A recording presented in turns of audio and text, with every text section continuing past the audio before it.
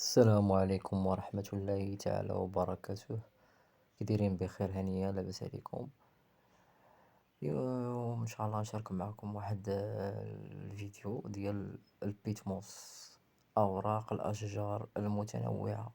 هاد الاوراق كتكون عندنا في الحديقة، فيهم ديال لافوكا، فيهم ديال الكرم، فيهم ديال الزيتون، فيهم ديال بزاف ديال الانواع ديال الاشجار. هما كما كتشوفوهم كيكونوا يابسين، هانتوما كيكونوا يابسين، كيبقاو يتفرتوا ان نديرو منهم بيتموس على على طريقة جديدة، بيتموس تحت التربة. قبل البداية نصليو على رسول الله عليه الصلاة والسلام. بسم الله على بركة الله. نحفرو واحد المربع، ما نغرقوش بزاف، يكون فيه تقريبا واحد 20 حتى 30 سنتيم، على حسب الكمية اللي عندك ديال أوراق الأشجار اللي إن شاء الله تكون تحت التربة. اللي هاد الطريقة هادي ديجا درتها أنايا وصدقات ليا وخرجت تربة البيتموس. تا الطريقة الأخرى ديال البلاستيك، ولكن هذيك الطريقة ديال البلاستيك كطول بزاف، 3 أشهر حتى ل4 أشهر. وحنا كنبغيو نخدمو بهاد البيتموس هذا اللي لقينا فيه واحد المادة زوينة في التربة، فيه جميع البروتينات والبرودويات اللي كتصلح الجذور ديال النباتات ولا الأشجار. بيتموس راه أوراق الأشجار المتنوعة تتولي تربة. نتمنى يعجبكم هذا الفيديو هذا في عالم رشيد والزراعة. تابوناو عندي في لاشين ديالي وتخليو لي لايك وتخليو شي كومونتير، واللي بغى شي استفسار شي حاجة مرحبا وألف مرحبا. كما كتشاهدوا أقوم بحفر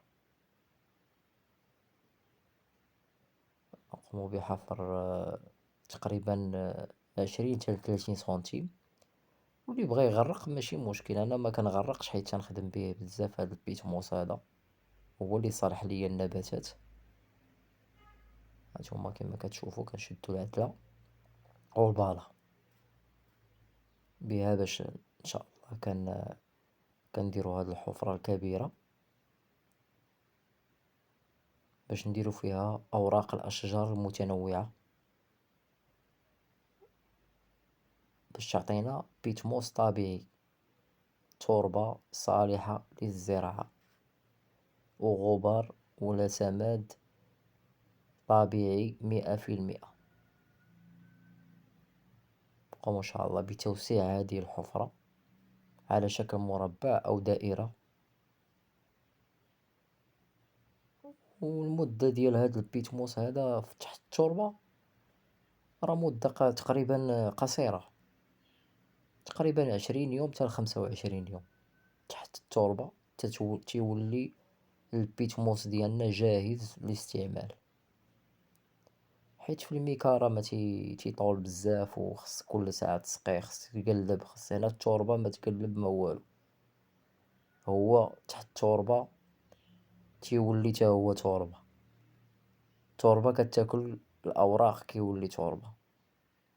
مرة تبقى تعطيه شوية ديال الماء من الفوق باش يرطاب، من بعد تيتفرتت تيولي تا هو تربة. أنا قمت بهاد الحفرة الصغيرة، ما بغيتش نغرق ليه بزاف حيت أنا كنخدم بيه داكشي. علاش غرقت ليه؟ باش نحفرو خصني عاوتاني. هانتوما كما كتشاهدوا غنجيب أوراق الأشجار ديالي اللي كنت ديجا مخزنهم تا تيبسو. باش كانتوما راه يبسو مزيان مزيان.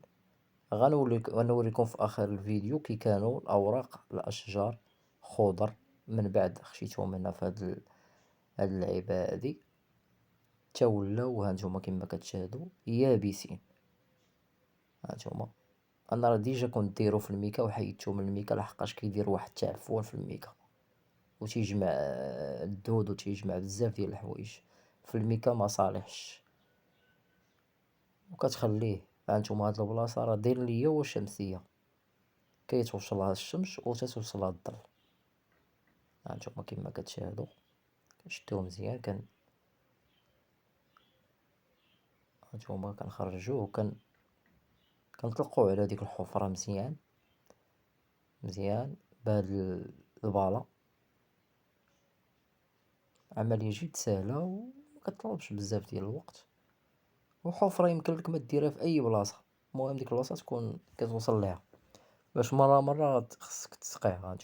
هانتوما كتشوفو الأوراق الأشجار ديالنا يابسين. هنا راه أوراق متنوعة، كاين التين، كاين الرمان، كاين بزاف ديال كاين سميتو ديال أوراق الحامض، كاين أوراق المخينزة، بزاف ديال الأوراق هنايا، والخوخ، أوراق متنوعة كما كتشوفو كما كتشاهدو معنا هاد لا فيديو هادو ديال أوراق البيتموس اللي غيولي إن شاء الله توربة على شكل بيتموس. كلشي كيعرف البيتموس، راه دخلتي لليوتيوب ودرتي توربة البيتموس غتعطيك توربة غنية بالفوسفور فيها الانبيكا، فيها جميع اي حاجة كتكون غنية في التربة هو البيتموس. كاين البيتموس وكاين الكومبوكس. حتى الكومبوكس كنديروه من الاوراق، من الخضار، من الخضار، من الفواكه حتى هو كنديروه، ولكن البيتموس سهل من الكومبوكس. هانتوما كيما كتشوفو كنشتفو عليه مزيان بحال هكا برجلينا باش كنهبطوه لتحت بحال كتصبنات. شتفي عليه مزيان كتهبطو مزيان تحت التربة، اولا عندك شي بريصة هكا ولا شي حاجة، المهم خصك تهبطو شوية لتحت باش عاد دير عليه التربة. من بعد كنضيفو عليه، هانتوما كيما كتشاهدو راه هبطتو مزيان انايا. من بعد كنضيفو عليه التربة ديك اللي حيدنا في الاول، بعدا كنفزقوه واحد شوية بالما، كنرطبوه ضروري نرطبوه شوية بالما. هانتوما كيما كتشاهدو عطيوه الماء باش كيرصا بلاصتو، ما كيبقاش باش دوك الاوراق كيرصاو مع التربة. صافي كتكب عليه التربة صافي التربة كتخدم عاوتاني الخدمة ديالها، كتنسجم مع الأوراق وتيولي حتى دوك الأوراق كيوليو تربة البيتموس. هانتوما كنعطيوه الماء مزيان مرة واحدة في السيمانة، مرة واحدة في الأسبوع كنديرو هاد العملية ديال الماء. هانتوما كيما كتشاهدو ان شاء الله مي غندوز بعد 20 يوم غنحل عليه وغتشوفو تربة البيتموس الحقيقية. هانتوما كيما كتشاهدو عملية جد سهلة في عالم رشيد والزراعة. نتمنى يعجبكم هاد الفيديو هذا وتبارطاجيوه مع الإخوة اللي كيديروا الزراعة واللي عندهم الأشجار في الحديقة ديالهم وفي المنازل في البساتين، يديروا هاد الطريقة هادي ديال بيتموس تحت التربة. عملية سهلة وفعالة 100%، وانا راه جربتها. اي حاجة تنصورها معكم حتى كنكون ديجا جربتها عاد كنجي كنحطها معكم. ونتمنى يعجبكم هاد الفيديو هذا في عالم رشيد والزراعة، ونكون على حسن ظن الجميع، وجمعة مباركة تخليكم بالصحة والسلامة وطول العمر إن شاء الله. واللي مريض الله يشافيه، واللي عنده شي حاجة الله يقضيها له. ونكملوا لا فيديو حتى الاخر. هانتوما كيما كتشاهدوا كنوركم بالبلا ديالنا على هاد الاوراق الاشجار المتنوعه. كاين حتى دوك الوريدات الحمر. الوريدات الحمر حتى هما كيطيحوا عندني في الدار بزاف منهم، حتى هما كندير منهم بيتموس. هانتوما كنشدو ديك التربه كنعاودو نرجعوها على الاوراق الاشجار ديالنا. كنطمرو عليه مزيان بالتوربة. وأحسن حاجة هي إلا لقيتي شي ميكا كبيرة، دير شي ميتساري دير شي ميكا من الفوق، دير عليه ميكا ودور عليها الحجيرات، أحسن حاجة.